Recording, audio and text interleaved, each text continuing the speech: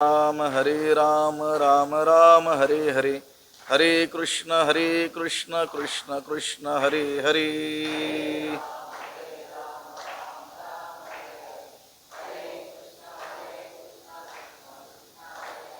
हरे राम राम राम हरे हरे, हरे कृष्ण कृष्ण कृष्ण हरे हरे.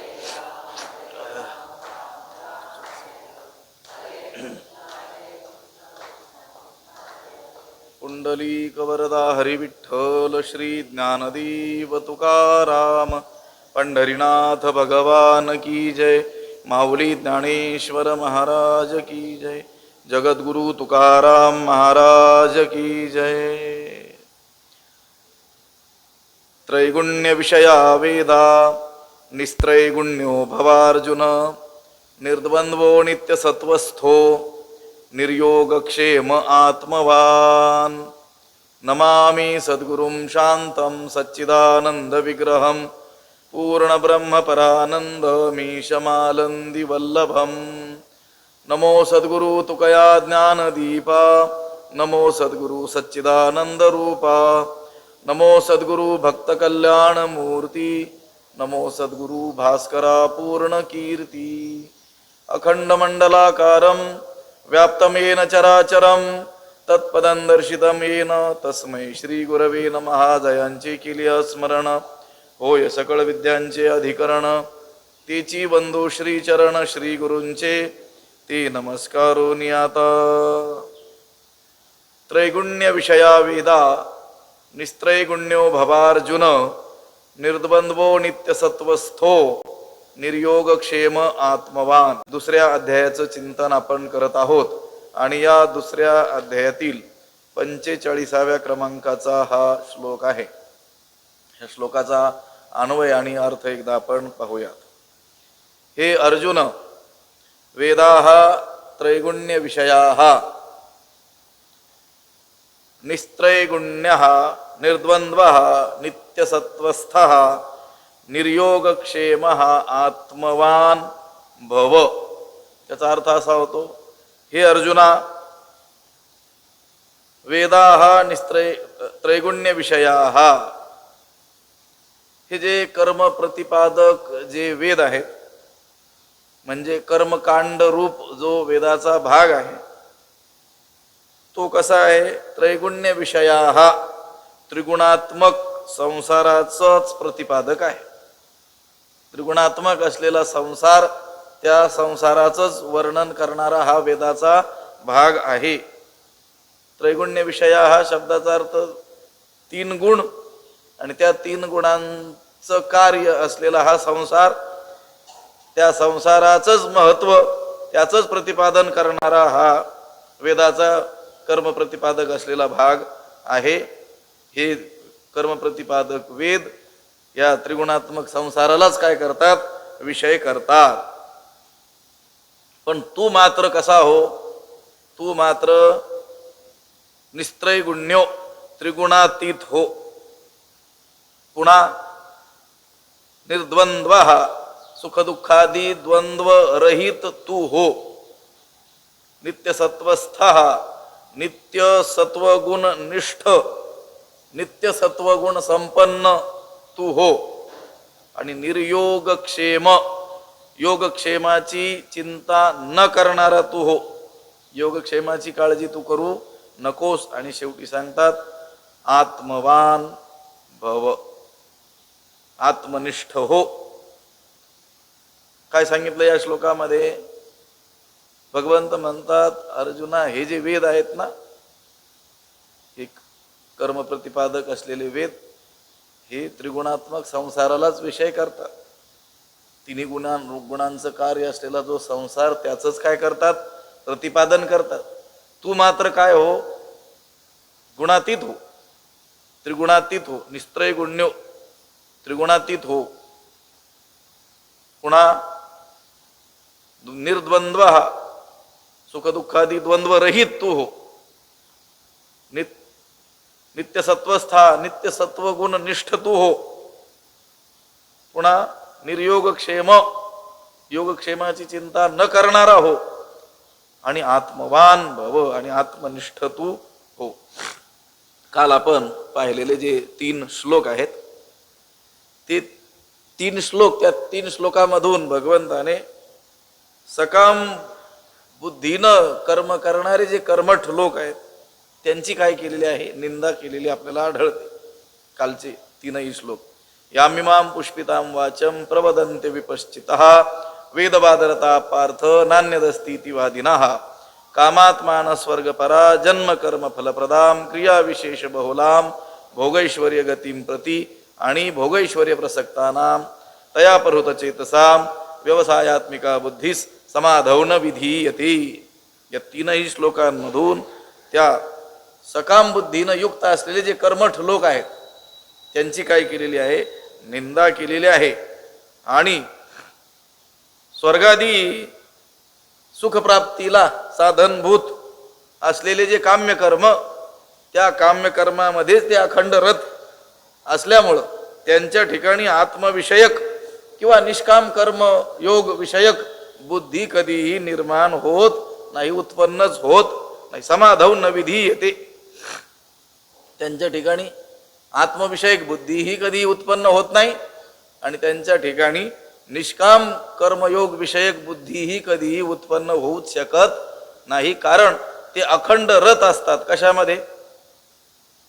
स्वर्गादी सुख प्राप्तीला कारण असलेले जे यज्ञादी साधन, त्या साधनांमध्ये त्यांची बुद्धी अखंड लागलेली असते. ते काल पाहिलं की नाही ज्ञानोबरायांचं भाष्य आपण, म्हणती संसारी जन्मी जे जन्माला यावं, मनुष्य म्हणून जन्माला यावं आणि काय करावं, अखंड यज्ञादी कर्मच करत राहावे. कशासाठी? स्वर्ग सुखासाठी. म्हणजे यज्ञादी कर्माचं फळ म्हणून मग काय प्राप्त होईल, मनोहर असं स्वर्ग सुख आपल्याला उपभोगायला मिळेल. याच्यातच त्यांची बुद्धी अखंड लागलेली असते. भलेही ते वेदाचा अध्ययन करत असतील, वेदाचा कर्मकांडात्मक भाग त्यांना मुखोद्गत असेल, त्या कर्माची सूक्ष्मता ते जाणत असतील, यथा योग्य उचित असं ते कर्मही यथासांग पार पाडत असतील, तरी देखील त्यांची दृष्टी ही केवळ स्वर्गसुख या फळावर असल्यामुळं त्यांना कधीही आत्मविषयक बुद्धी निर्माण होऊच शकत नाही किंवा निष्काम कर्मयोगाविषयक बुद्धी त्यांना निर्माण होऊ शकत नाही. कारण ते केवळ कर्माचंच प्रतिपादन करत राहतात. ठीक आहे, पण ते कर्म देखील कसं सकाम करतात. वेदाधारे बोलती केवळ कर्म प्रतिष्ठिती परी कर्म फळी आसक्ती धरून या. कर्म करणं चांगली गोष्ट आहे, पण ते कर्म फळाविषयी आसक्ती धरून ते कर्म करत असल्यामुळं स्वर्ग सुखाची अभिलाषा मनामध्ये बाळगत असल्यामुळं आणि या स्वर्ग सुखा वाचून अनेक सर्वथा सुखाची नाही, आणखी दुसरं काही सुख असतच नाही असत बोलत असल्यामुळं त्यांना काय म्हटलं ज्ञानोबरांनी, दुर्बुद्धी आहेत. ते कामनेनं अभिभूत होऊन समस्त कर्म आचरण करतात, भोगाच्या ठिकाणी चित्त देऊन त्याचं आचरण करतात. वेगवेगळ्या ज्या क्रिया त्या यज्ञयागादी सांगितलेल्या आहेत, अग्निहोत्रादी पुष्कळ त्या क्रिया विशेष जे आहेत त्यांचं आचरण करतात. आणि ते करत असताना वेदोक्त विधीचा कुठेही लोभ होऊ देत नाहीत. थोडंसं देखील नियमबाह्य करत नाहीत. ते नियमाला धरून करतात. निपुण होऊन धर्मात अनुष्ठिती, त्या कर्म करण्यामध्ये अत्यंत कुशलता प्राप्त करून ते कर्म करतात. पण ज्ञानोबराय म्हणतात परी एकची कुडे करीती, जे स्वर्ग कामू मनी धरीती. एकच गोष्ट चुकीची करतात. याचाच अर्थ ज्ञानोबरायांना मान्य आहे, बाकीच्या सगळ्या गोष्टी ते योग्यच करतात. काय करतात? स्वर्ग कामू मनी धरीती. आणि मुख्य जो यज्ञ भोक्ता नारायण आहे त्यालाच काय करतात? चुकतात. उदाहरण ज्ञानोबरायांनी पुढे दिले होते, ज्याप्रमाणे कापराची राश करावी आणि त्याला काय करून द्यावं? अग्नी लावून द्यावं, किंवा मिष्टान्न तयार करावं, त्याच्यामध्ये काळकूट विष कालवावं, किंवा मोठ्या भाग्ययोगानं अमृत कुंभ प्राप्त झाला आणि त्याला लाथ मारून त्याने काय केला? उलंडून दिला. त्याप्रमाणे हा जो धर्म त्यांना प्राप्त झाला, मोठ्या दक्षतेने आचरलेला धर्म, तो फळाच्या अभिलाषेने काय करून टाकतात? नासून टाकतात. सायासी पुण्यार्जीचे अतिशय उत्तम भाष्य आहे. कालचा आपण तर वेगानं विचार केला आणि हे सगळं आपल्या जीवनाशी सुसंगत असलेलं हे भाष्य आहे केवळ त्या कर्मठांनाच तिथं ते नावं ठेवतात असं नाही, आपण देखील कुठेतरी त्या कर्मठाच्या यादीतच येतो. भलेही आपण ते आचरत असलेले यज्ञादी कर्मे करत नसू, परंतु हा भक्तिमार्ग जो आचरतो तो जर आपण सकाम बुद्धीनं आचरत असू तर ह्या गोष्टी सगळ्या आपल्या ठिकाणी देखील काय होतात, लागू होतात. सायासे पुण्यार्जीचे आणि मग संसारू का अपेक्षीचे. मोठ्या सायासानं मोठ्या कष्टानं प्रयासानं पुण्य संपादन करावं आणि मग त्या बदल्यात सांसारिक भोगांची का अपेक्षा करावी. परिणेन तिथे काय की ज्या प्राप्त देखे. पण ते हे यातलं रहस्य जाणत नसल्यामुळं, ते सद्बुद्धीला प्राप्त झालेले नसल्यामुळं काय करतात, हे असंच करत राहतात. उदाहरणं दिली होती ज्ञानोबरायांनी, जशी राज नवनीरस असोयनी की करुणिया मोलेविकी तैसा भोगासाठी अविवेकी धाडीती धर्म. बघा, ते वेदाचं अध्ययन केलेले यज्ञयागादी कर्मामध्ये अतिशय निपुण असलेले लोक, पण त्यांना ज्ञानोबराय म्हणतात ते कोण आहेत, अविवेकी आहेत. कारण ते काय करतात, हा धर्म एवढा सायासानं आचरलेला धर्म भोगाच्या अभिलाषेने काय करतात, फुकट घालवतात. तैसा भोगासाठी अविवेकी धाडीती धर्म. हा जोळे हा दैन्याची करू. लक्षात आलं. बसलाय कुठं, कल्पतरूच्या झाडाखाली, आणि काय करतोय, त्या फाटलेल्या झोळीला गाठी देतोय. कशासाठी, आता थोड्या वेळाने त्याला भिक्षा मागायला जायचंय, ती मिळालेली भिक्षा सांडू नये म्हणून.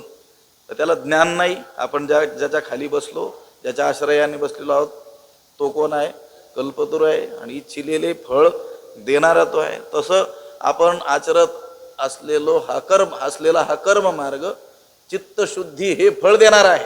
आणि त्या चित्तशुद्धीद्वारा कधीतरी ज्ञानाचा अधिकार प्राप्त होऊन ज्ञान होऊन मुक्त होणार आहोत.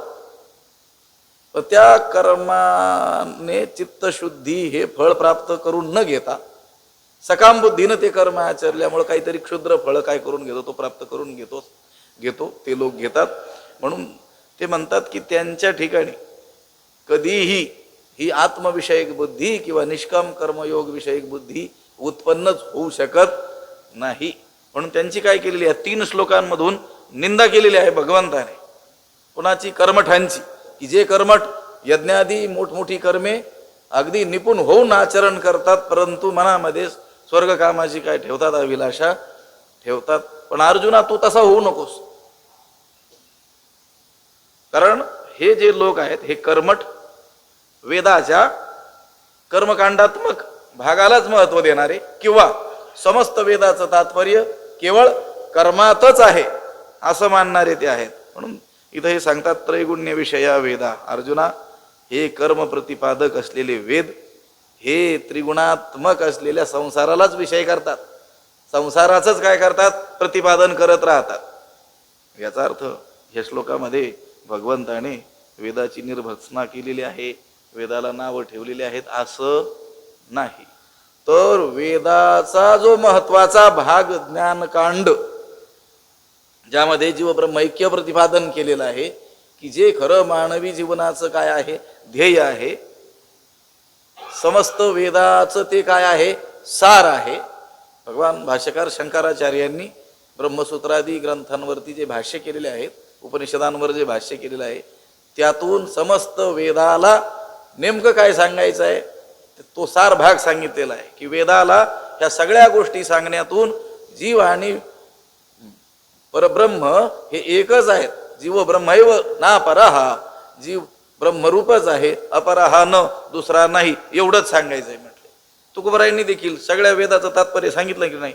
वेद अनंत बोलिला, अर्थ इतुलाची साधिला किंवा शोधिला, विठोबासी शरण जावे, निजनिष्ठा नाम गावे. आत्मत्वानं त्या देवाला काय व्हावं, शरण जावं, त्या देवाचं स्वरूप जाणून घ्यावं, त्याचं ज्ञान प्राप्त करून घ्यावं. तो आणि मी एकच आहे ह्या ऐक्य भावावर आरूढ व्हावं, हे सगळ्या वेदाचं काय आहे, तात्पर्य आहे. पण हे कर्मठ लोक कशामध्ये तात्पर्य सांगतात, सगळ्या वेदाला काय सांगायचंय म्हणतात, कर्मच करायचं सांगतात. काल तुम्हाला त्या मीमांसकाचं एक सूत्र सांगितलं होतं, आमनायस्य क्रियार्थत्वात अनर्थक्यम अतदर्थानाम. प्रसिद्ध वाक्य आहे त्यांचं. कोणाचं, कर्मठांचं, मीमांसकांचं. ते काय म्हणतात, वेदानं केवळ आणि केवळ माणसाला काय करायचं सांगितलेलं आहे? कर्म आणि कर्मच करायचं सांगितलेलं आहे. अहो म्हटले मग ते जीव ब्रह्म ऐक्य प्रतिपादक काही श्रुती आम्हाला आढळतात, ते म्हटले नाही, ते स्तुतीपरक आहे म्हटलं, त्याचं काय फारसं महत्व नाही. माणसानं कर्मप्रवृत्त व्हावं यासाठी त्या देवतांची किंवा त्या उपासकांची केलेली त्यामध्ये काय आहे? केवळ स्तुतीपरक ते वाक्य आहे. म्हणजे जो महत्वाचा भाग आहे त्याला हे काय म्हणतात? हे गौण भाग आहे. आणि जो केवळ सहाय्यक भाग आहे, कर्मभाग हा सहाय्यक आहे, चित्तशुद्धीद्वारा मोक्षप्राप्तीसाठी सहाय्यक असलेला तो भाग, त्याला ते काय देतात? महत्वाचं स्थान देतात. कोण? कर्मठ लोक. अर्जुन तू तसा होऊ नकोस. तू हे जे लोक वेदाचं तात्पर्य कर्मात मानतात त्यांच्या नादाला तू लागू नकोस. त्रैगुण्य विषया वेदा, हे कर्म प्रतिपादक वेद हे त्रिगुणात्मक संसाराला काय करतात?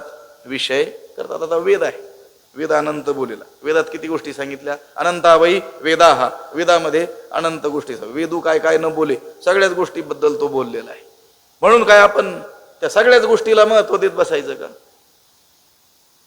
वेदानं जरी समस्त विषयांचं प्रतिपादन केलेलं असलं तरी त्या वेदाला ते सांगण्याच्या माग तात्पर्य आहे की लोकांना काहीही करून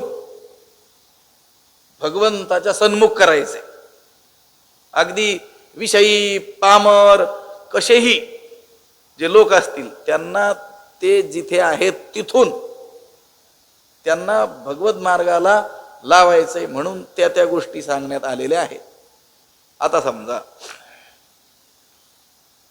अंगणवाडी बालवाडीमध्ये जाणारे जे बालक आहेत त्यांनी तिथं जावं, अभ्यासाकडे प्रवृत्त व्हावं म्हणून काहीतरी खाऊ, खिचडी भात काहीतरी केलेला असतो ना. कशासाठी? भात मुख्य आहे का? काय मुख्य आहे? शिक्षण. त्या शिक्षणाची गोडी त्यांच्यामध्ये निर्माण व्हावी म्हणून वेगवेगळे खेळ, खेळण्याच्या वस्तू, खाण्याच्या वस्तू त्यांची तिथं काय केले जाते? योजना केल्या जाते. त्या विद्यार्थ्याला अभ्यासाची गोडी लागली की तो अभ्यासात रममान होतो, पुढे पुढे पुढे जातो. आता चांगला 12वीला गेलेला विद्यार्थी तो जर म्हटला नाही नाही खिचडी शाळेत नाही, मी जातच नाही शाळेत, योग्य होईल का ते? त्या खिचडीचं जे तात्पर्य होतं कशासाठी? कुणाला लक्षात ठेवून ते खिचडीची योजना होती? त्या वयाचा बालक. लक्षात आलं का? म्हणून जे अत्यंत मूढ असतील, अगदी आळशी असतील, मंद असतील, कोणत्याही रीतीचं कर्म ते करतच नसतील, त्यांना कर्मरत बनवण्याकरिता कमीत कमी यांनी सकाम बुद्धी नको होईना पण कर्मामध्ये रत व्हावं म्हणून स्वर्गादी लोकांतराची काय ठेवलेलं आहे? आमिष त्यांच्या समोर ठेवलेलं आहे. कोणासाठी? त्या स्तरावरच्या लोक. अधिकार तैसा करू उपदेश, ज्याचा जसा अधिकार असेल कमीत कमी तो स्वर्गाच्या अभिलाषेनं यज्ञयागादी कर्माकडे तरी काय होईल? वळेल. भविष्यात कधीतरी त्याला याची निष्फलता लक्षात येऊन त्यामध्ये काय होईल? वैराग्य निर्माण होईल आणि नंतर कधीतरी तो तेच कर्म जे सकाम बुद्धीनं आतापर्यंत आचरत होता तेच कर्म कोणत्या बुद्धीनं आचरेल? निष्काम बुद्धीने आचरेल. असं श्रुतीचं काय आहे? तात्पर्य आहे. असं श्रुतीचं मनोगत आहे ते सांगण्याच्या माग. पण ते न ओळखता हे कर्मठ मात्र वेदाचं तात्पर्य कर्मातच आहे, रात्रंदिवस ते कर्मच करत राहावेत आणि त्या कर्माचं फळ म्हणून स्वर्गादी लोकांतराचा उपभोग घ्यावा एवढंच मानतात. अर्जुना तू तसा होऊ नकोस, तू ह्या लोकांच्या नादाला लागू नकोस. त्रैगुण्य विषया वेदा, म्हणून थोड्या वेळ या वेदाची सुद्धा निंदा केलेली इथं दिसून येते, पण ही निंदा नाही आहे. लक्षात आलं का? त्रैगुण्य विषया वेदा, वेदा हा त्रैगुण्य विषया. हा वेद कसे आहेत? हे त्रिगुणात्मक संसाराला विषय करतात. तू मात्र कसा हो? त्रिगुणातीत हो, निस्त्रैगुण्य. तू त्रिगुणरहित हो, तू त्रिगुणातीत हो. पुन्हा कसा हो? निर्द्वंद्व, सुख दुःखादी द्वंद्वरहित तू हो. नित्यसत्वस्थ, नित्यसत्वगुण निष्ठ तू हो. निर्योगक्षेम, योगक्षेमाची चिंता न करणारा तू हो. भगवंताने पुढे सांगतील की नाही? योगक्षेमम वहाम्यहम. सगळ्या जीव मात्राचा योगक्षेम कोण चालवतोय? तो परमेश्वर चालवतो. योगक्षेम त्यांचा जाणे जड भारी, वाटदावी करी धरोनिया. ठीक आहे, भक्तांचा तर चालवतो. जे भक्त नाहीत, अगदी त्याचं अस्तित्व सुद्धा जे मान्य करत नाहीत, देवच नाहीत नाही असं म्हणणाऱ्यांचाही योगक्षेम कोण चालवतोय? तोच चालवतोय. लक्षात आलं? हे लक्षात घे. योगक्षेमाची चिंता न करणारा तू हो आणि आत्मवान आत्मनिष्ठ असा तू हो. हे पा निस्त्रैगुण्य हा हे पद जरी इथं प्रारंभी आलेलं असलं, त्रैगुण्य विषया वेदा निस्त्रैगुण्यो भवार्जुन, पण गोष्ट अशी आहे की हे निस्त्रैगुण्य म्हणजे त्रिगुणरहितता त्रिगुणातीतता हे जरी प्रारंभी आलेलं पद असलं तरी हे जीवाचं अंतिम ध्येय आहे. सगळ्या जीवाला हे होण्याशिवाय पर्याय नाही. गुणात अडकला की पुन्हा ते पुनरपी जननम पुनरपी मरणम हे त्याचं सुरूच राहणार आहे. म्हणून भगवंत अर्जुनाला काय म्हणतात, तू या गुणांमध्ये अडकू नको आणि या गुणांचं कार्य असलेला संसार याचं प्रतिपादन करणारे हे कर्म प्रतिपादक वेद यांच्या नादाला लागू नको. म्हणजे वेदाचा अध्ययन सोडून द्या असं नाही. वेदाचा हा कर्मात्मक जो भाग आहे ना त्याचं रहस्य लक्षात घे. नाहीतर या कर्मठांच्या नादाला लागून यांचा वेदाचा खूप मोठा अभ्यास आहे म्हणून वेदाचं तात्पर्य कदाचित यांनी जाणलेलं असलं पाहिजे असं म्हणून त्यांचं अनुसरण करशील. बोललेलं लक्षात येत आहे का? एखाद्याचा खूप मोठा अभ्यास असला, खूप पाठांतर असलं, त्याचा अर्थ शब्दार्थ तो जाणत असला म्हणजे त्याने रहस्य जाणलेला असेल असं नाही. लक्षात आलं का?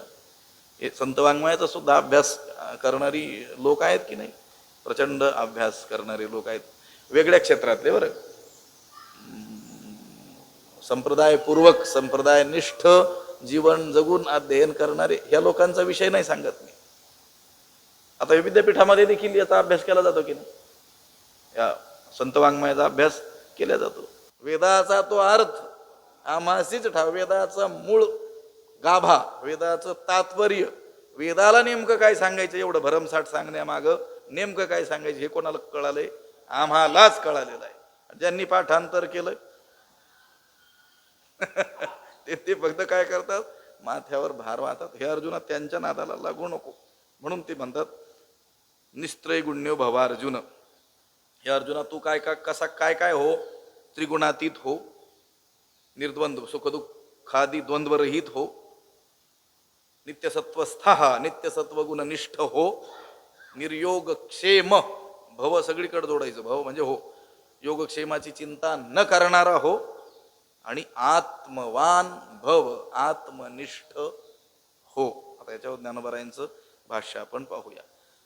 तिन्ही गुणी आवृत्त हे वेद जाणे निभ्रांत म्हणून उपनिषदादी समस्त सात्विकते हे वेद तिही गुणी आवृत निभ्रांत जाणे म्हणून उपनिषदादी ते समस्त सात्विक. काय होतो विचार्थ?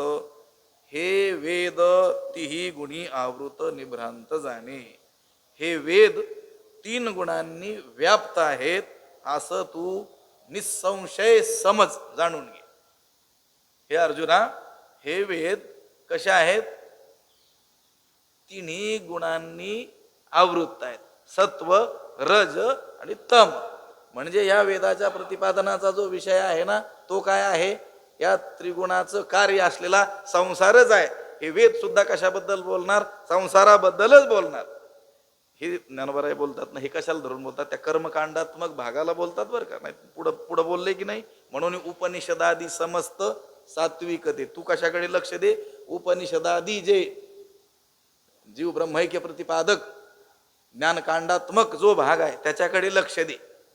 वेद शिकायचा म्हणजे काहीही शिकायचं. आता चारण मारण उच्चाटन स्तंभन मोहन वशीकरण हेही वेदातच आलेलं आहे. म्हणून म्हटले मी आता वेदाचं अध्ययन करतो. काय अध्ययन करतो? हे तिन्ही गुणी आवृत हे वेद हे तिन्ही गुणांनी व्यापलेले आहेत. हे तू निसंशय जाणून घे, याच्यात कोणतीच शंका नाही. वेदाचा जो कर्मकांडात्मक भाग आहे त्याच्या प्रतिपादनाचा विषय हा संसार आणि संसारच आहे. इहलौकिक जीवन कसं सुखी बनवावं किंवा स्वर्गादी लोकांतराच्या प्राप्तीसाठी काय साधनं करावीत एवढंच वर्णन त्याच्यामध्ये केलेलं आहे. म्हणून तू काय कर, त्यांच्या नादाला न लागता उपनिषदादी समस्त सात्विकते आणि ब्रह्म प्रतिपादक असलेले जे उपनिषद आहेत तेवढी ते काय आहेत, सात्विक आहेत, असं तू निसंशय जाणून घे. आता उपनिषदही बरीचशी आहेत, हजारो असतील, 108 तर त्याचा संग्रहच आहे. तर त्यातले महत्वाचे भगवान भाष्यकार शंकराचार्यांनी ज्याच्यावर भाष्य केलं, उपरी दशोपनिषदे, 10 उपनिषद. बरोबर, एकादश नाही म्हटले, द्वादश उपनिषदही नाही म्हटले. किती म्हटले? 10 उपनिषद. आचार्यांनी देखील त्याच्यावरच काय केलेलं आहे, केवळ भाष्य केलं. आणि ज्ञानोबरायांनी देखील ते गणपतीचं वर्णन करत असताना ते उपनिषदांची संख्या किती सांगितली? 10 सांगितली. ते कसे आहेत? सात्विक आहेत. तीही गुणी आवृत, हे वेद जाणे निभ्रांत. वेद हे सत्व रज तम या 3 गुणांनी व्याप्त आहेत. याचा अर्थ वेदामध्ये सात्विक, राजस, तामस अशा 3ही प्रकारची काय सांगितली आहेत? कर्मे सांगितलेली आहेत. पण वेदाचा जो ज्ञानकांडात्मक भाग आहे, ज्यामध्ये केवळ परब्रह्माचंच प्रतिपादन केलेलं आहे, ब्रह्मस्वरूपाचंच वर्णन केलेलं आहे, जीव ब्रह्म ऐक्याचंच काय केलेलं आहे? वर्णन केलेलं आहे, असा जो उपनिषद आदी जो भाग आहे तो सात्विक आहे, असं तू निभ्रांत जाणे, निसंशय काय कर? जाणून घे. येर रजतमात्मक, जेथ निरूपी जे कर्माधिक, जे केवळ स्वर्ग सूचक धनुर्धरा. येर म्हणजे उपनिषदा वाचून बाकीचा वेदाचा भाग. हा कसा आहे? येर रजतमात्मक धनुर्धरा, हे अर्जुना, येर म्हणजे या उपनिषदां वाचून दुसरा असलेला जो भाग आहे, इतर जो भाग आहे, जेथ कर्माधिक निरूपी, जे ज्यामध्ये कर्माधिकांचं म्हणजे कर्म, उपासना इत्यादिकांचंच काय केलेलं आहे? प्रतिपादन केलेलं आहे. ते सर्व रजतमात्मक, रज आणि तम या गुणांनी काय आहे? युक्त आहे. जे केवळ स्वर्ग सूचक, ते रज आणि तम गुणांनीच युक्त असून केवळ स्वर्ग सूचक म्हणजे केवळ स्वर्गालाच दाखविणार आहे. स्वर्ग सुखाचीच लालूच दाखविणारा तो भाग आहे. कोणता? उपनिषदांना सोडून बाकीचा सगळा भाग. म्हणून जो मुमुक्षु आहे ना, त्या मुमुक्षुने या अन्य भागाच्या नादालाच लागायचं नाही. तुकोबाराय म्हणतात की नाही, मंत्रयंत्र काही करीसी बुटबुटी, तेने भूतसृष्टी पावशील. ठीक आहे, हा भाग वेदातला जरी असला तरी तुझ्या तो उपयोगाचा नाही ना. लक्षात आलं? तो ज्या अधिकाऱ्यासाठी सांगितलेला आहे त्यानेच त्याचं आचरण केलेलं योग्य. लक्षात आलं? आपल्या वर्णाश्रमानुसार आपल्या वाट्याला जे कर्म वेदानं सांगितलं, वेदबोधित जे कर्म आहे तेच आपण करायचं, तेही निष्काम भावनेनं करायचं. चित्तशुद्धी हे फळ आपल्याला प्राप्त होईल, ज्ञानाचा अधिकार प्राप्त होईल. आणि जो ज्ञानकांडात्मक भाग आहे तो जाणून घेण्याचे अधिकारी आपण होऊन एक दिवस काय होऊन जाऊ? मुक्त होऊन जाऊ.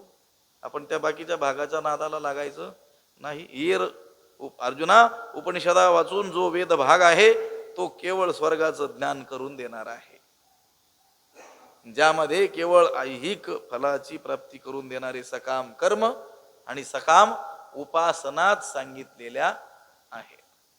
तेव्हा संतांची आपल्यावर किती कृपा आहे किंवा किती प्रचंड उपकार आहेत. संतांनी ह्या सगळ्या वेदाचं रहस्य, तात्पर्य, सगळ्या शास्त्राचं जाणून आपल्याला योग्य काळाला, ह्या काळाला आणि आपल्या अधिकाराला उचित अशी साधना आपल्याला सांगितली, नामसाधना सांगितलेली आहे. भक्ती मार्ग आपल्याला त्यांनी सांगितलेला आहे, दाखवून दिलेला आहे. कसा करायचा आहे ते देखील सांगितलेलं आहे.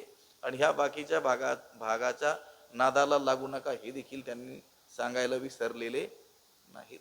पण हा जो वेदाचा जो भाग आहे उपनिषदांना सोडून असलेला, तो सगळा रजतमात्मकच आहे. रजोगुण आणि रजोगुण आणि तमोगुणांनी युक्त असाच आहे. रजोगुणांनी युक्त कोणता भाग? स्वर्ग कामो यजेत, स्वर्गाला जाण्याची इच्छा असेल तर काय करा? यज्ञ करा. हा सांगणारा भाग हा रजोगुण युक्त. आणि तमोगुण युक्त कोणता? ज्या अघोर उपासना ज्या सांगितलेल्या आहेत तो भाग, जारण मारण इत्यादी जे आहे तो तमोगुण युक्त आहे. आणि त्या कर्मकांडात्मक भागामध्ये काय सांगितलं? जेथ निरूपी जे कर्माधिक, ज्यामध्ये केवळ कर्माचं काय केलेलं आहे, निरूपण केलं. कर्माधिक, अधिक शब्दाने उपासना घ्यायची. कोणती उपासना? सकाम उपासना. अमुक मंत्राचं इतक्या संख्येचं अनुष्ठान करा, तुम्हाला ह्या ह्या गोष्टी काय होतील, प्राप्त होतील. अमुक अमुक हे कर्म असं असं करा, यथासांग असं करा, ह्या ह्या फळाची तुम्हाला काय होईल, प्राप्ती होईल. याचंच निरूपण त्या वेदामध्ये सर्वत्र केलेलं दिसून येतं. कशाला सोडून? उपनिषदांना सोडून. बरं का, उपनिषद भाग महत्वाचा आहे. ज्ञानोबा आहे तर उपनिषदांना किती स्थान दिलेलं आहे. उपरी दशोपनिषदी जे उदारे ज्ञान मकरंदी, ते कुसुमी मुकुटी सुगंधे शोभती भली. उपनिषदांना मोठं स्थान ज्ञानोबरायांनी दिलेलं आहे. अज्ञान लक्षणाच्या ज्या ओव्या आहेत, 18 ज्ञान लक्षणं सांगितल्यानंतर 13व्या अध्यायात त्याच्या विरोधी जे जे आहे ते अज्ञान लक्षण असं ज्ञानोबरायांनी सांगितलं. आणि तिथं सांगितलं की हे सगळं शिकतात. व्याकरणी चोखडा, तर्की अतिगाढा, तरी अध्यात्मज्ञानी पुढा जात्यंधुजो. तिथं अध्यात्मज्ञान शब्दाचा अर्थ आहे हे उपनिषदांचं ज्ञान. तिथे एक ओवी येते पहा, मला जर अर्धवट राहिली तर मला पूर्ण करून द्या. उपनिषदांकडे न वचे, योगशास्त्र न रुचे, अध्यात्मज्ञानी जयाचे मनची नाही. तो कोण? अज्ञानी म्हणून सांगितलाय. सगळं शिकलाय. ज्योतिष येतंय, कोकशास्त्र येतंय, लक्षात आलं का, पाकशास्त्र येतंय, शिल्पशास्त्र येतंय, व्याकरण चोखडा आहे म्हटले, तर्कात अतिगाढ आहे, पुराण सगळे त्याच्या मुखोद्गतच आहेत. लक्षात आलं का?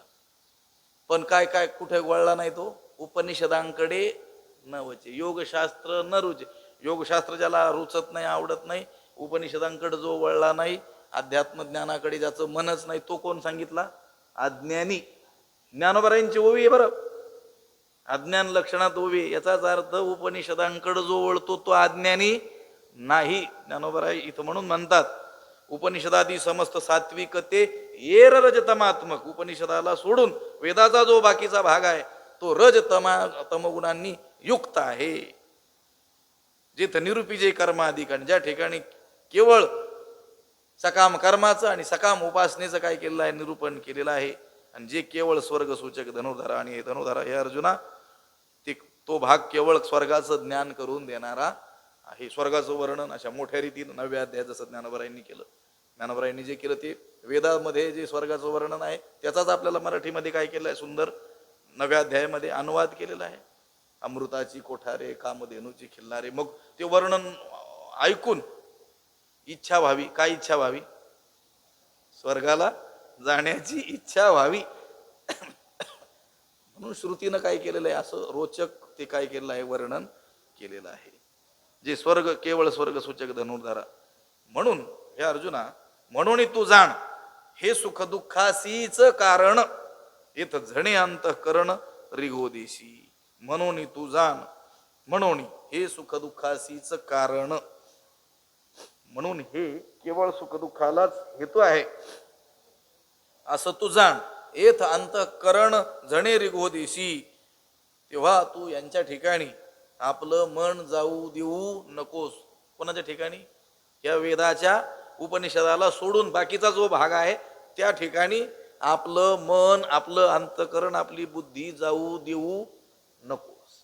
भले ते रोचक असं वर्णन करतील, स्वर्गाचं असं चित्र उभं करतील, मोठ्या मोठ्या फळांचं आमिष दाखवतील, हे कर्म केलं की हे फळ मिळालंच म्हणूनही त्यामध्ये प्रतिपादन केलेलं असेल, तू त्याच्याकडे लक्ष देऊ नकोस. कारण ते सुख दुःखासीच कारण. हे उपनिषदे सोडून बाकीचं वेदाचं रजतमात्मक जो भाग आहे आणि त्या भागात सांगितलेले जे सकाम कर्म, त्या सकाम कर्मानं प्राप्त होणारे ऐहिक आणि पारलौकिक स्वर्गादी जे भोग आहेत, हे जरी आरंभी सुख देणारे वाटत असले तरी ते नाशवान असल्यामुळं परिणामी दुःखालाच कारण ठरत असतात. यज्ञार्थात कर्मणोन्यत्र लोकोयम कर्मबंधनः. 3ऱ्या अध्यायात पुढे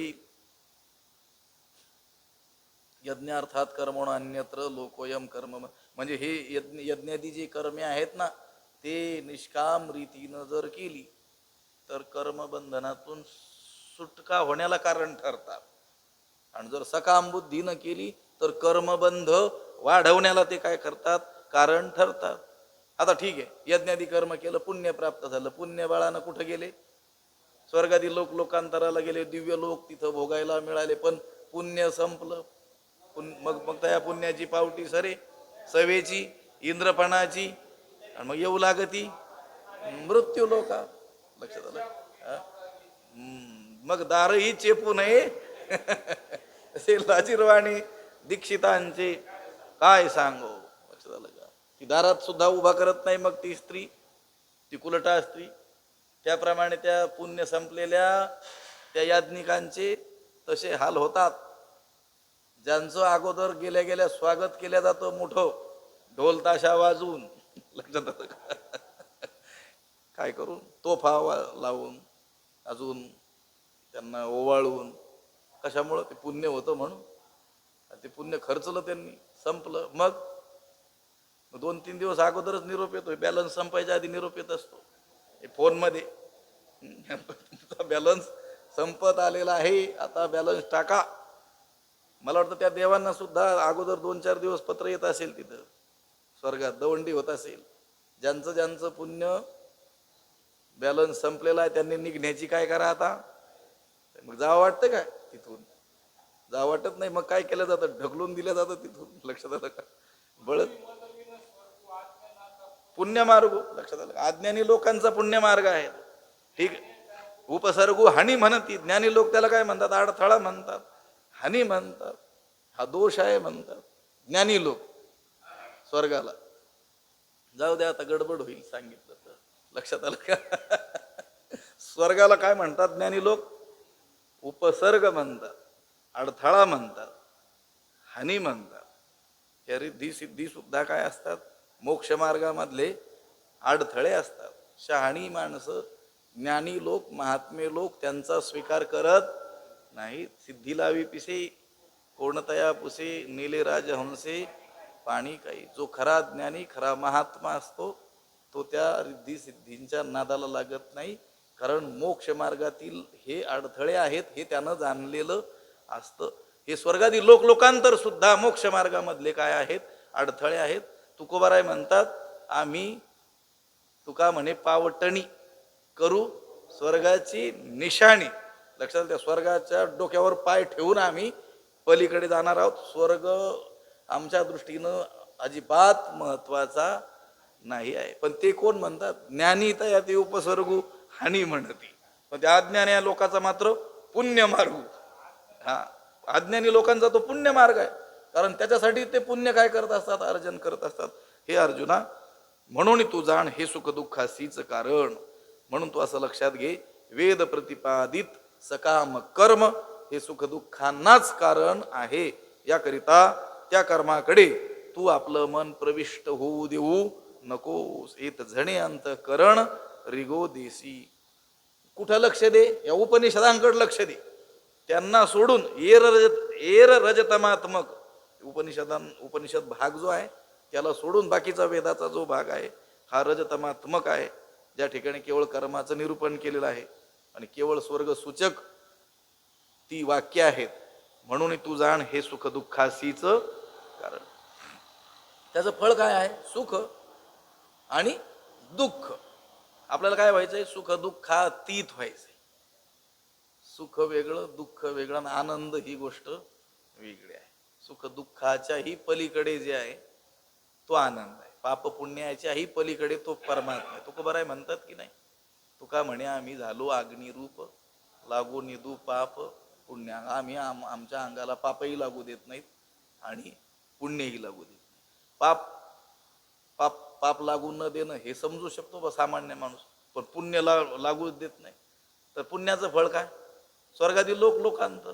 पर्यायानं पुन्हा दुःखच की ज्ञानी लोकांच्या दृष्टीनं. लक्षात आलं का? म्हणजे येत झणे अंतकरण रिगो देसी. मग काय कर? तू गुणत्रयाते आभेरी, मी माझे हे न करी, एक आत्मसुख अंतरी विसंब झणी. तू गुणत्रयाते आभेरी, तू तिन्ही गुणांना टाकून दे. मी माझे हे न करी, मी आणि माझे असं करीत बसू नकोस. अंतरी एक आत्मसुख झणी विसंब. आणि अंतकरणात फक्त आत्मसुखाचा विसर पडू देऊ नकोस. तू गुणत्रयाते अवेरी, तू 3 गुणांचा काय कर, त्याग कर. की 3 गुणांचा त्याग करता येणं शक्य आहे का?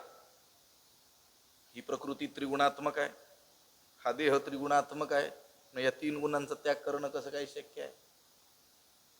3 गुणांचा त्याग करायचा म्हणजे देहाचाच काय करावं लागेल, त्याग करावा लागेल. भगवंत हे असं कसं सांगतात? मोठा चांगलं एक अर्धा पाठ शंका उपस्थित करून अर्धा पाठ समाधान करता येणं शक्य आहे. पण थोडक्यात सांगतो, गरिबी हटाव योजना. गुणत्रय द्यावेरी याचा अर्थ तू स्वतःला मी 3 गुणांच्या अतीत आहे असं समज. या 3 गुणांचा माझा काही संबंध नाही, देहादिकाचा माझा काही संबंध नाही, अशी समजूत पक्की कर. तू गुणत्रयात यावेरी, या 3 गुणांचा त्याग कर. मी माझे हे न करी, मी माझे असं म्हणण्याचा वेडेपणा करू नकोस. एक आत्मसुख अंतरी विसंबधणी, आणि एक आत्मसुखच जगात श्रेष्ठ आहे असा मनात काय कर, विश्वास निर्माण कर. त्या आत्मसुखाला विसरू नकोस. हे सुख हेच आपलं स्वरूप आहे, लक्षात आलं का? याला कधीही विसरू नकोस. सुख हे काही बाहेर असणारी गोष्ट आहे आणि तिथपर्यंत आपल्याला जायचंय, त्याच्यासाठी काहीतरी करावं लागतं असं नाही. सुख हे काय आहे, आपलं स्वरूपच आहे, याचा विसर होऊ देऊ नकोस. एक आत्मसुख अंतरी विसंब झणी, म्हणजे विसरू नकोस. पुंडलिक वरदा हरिविठ्ठल. श्री ज्ञानदेव तुकाराम पंढरीनाथ भगवान की जय. माऊली ज्ञानेश्वर महाराज. जगद्गुरु तुकाराम महाराज की जय. विठ्ठल विठ्ठल विठ्ठल विठ्ठल विठ्ठल. पुंडलिक वरदा हरिविठ्ठल. श्री ज्ञानदेव तुकाराम पंढरीनाथ भगवान की. माऊली ज्ञानेश्वर महाराज की जय. जगद्गुरु तुकाराम महाराज की जय. आता विश्वात्मके देवी येणे वाग्यज्ञे तोषावे, तोषोनी मज द्यावे. जे खळांची व्यंकटी सांडो, तया सत्कर्मी रती वाढो. भूता परस्परे पडो, मैत्र जीवांचे दुरितांचे तिमिर. जो जे वांछील तो तेला हो प्राणीजात. वर्षत सकळ मंगळी ईश्वर निष्ठांची मांदियाळी. अनवरत भूमंडळी भेटो तया भूता. चला कल्पतरूंचे आरव, चेतना चिंतामणीचे गाव. बोलते जे अर्णव पियुषांचे, चंद्रमे जे अलांछन. मारतंड जे तापहीन, ते सर्वाही सदा सज्जन. सोयरे हो तू किंबहुना सर्व सुखी, पूर्ण होवणी तिही लोकी. भजिजो आदि पुरुखी, आणि ग्रंथोपजीविये विशेषी लोकी ये. दृष्टादृष्ट विजय होवावेजी. एथ म्हणे श्री विश्वेश्वरावो, हा होईल दान पसावो.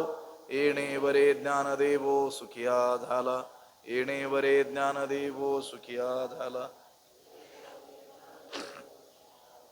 पुंडलिक वरदा हरिविठ्ठल. श्री ज्ञानदेव पंढरीनाथ भगवान की जय. माऊली ज्ञानेश्वर महाराज. जगद्गुरु तुकाराम महाराज की जय. शांती ब्रह्म एकनाथ महाराज. सद्गुरु वंशी महाराज की जय. सद्गुरु जोग महाराज की जय.